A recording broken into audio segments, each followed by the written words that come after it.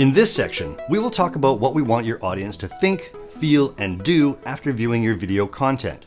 In behavioral therapy, this is called the cognitive triangle. Thoughts inform feelings, feelings reinforce thoughts and affect behavior.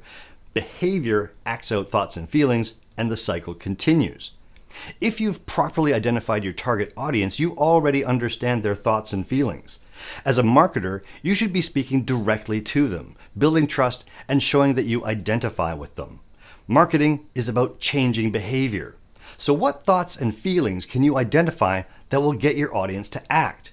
And how does that act get them to think and feel better about themselves?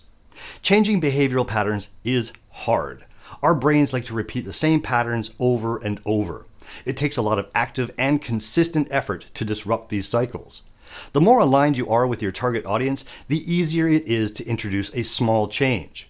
For example, in a political attack ad, you want to speak to voters who are frustrated with the current administration. You know they think this politician is cynical and self-serving, so you speak to those thoughts and feelings and present a call to action, like sign a petition or vote differently in the next election. Or let's say your target audience is rural resource industry businesses.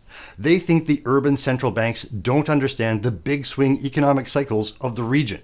They feel sidelined by bankers who won't grant them business loans. So you communicate those thoughts and feelings and suggest those businesses change financial institutions and come to your credit union. So, what do you want your audience to think, feel, and do after viewing your video content? In the next video, we will talk about the importance of creativity.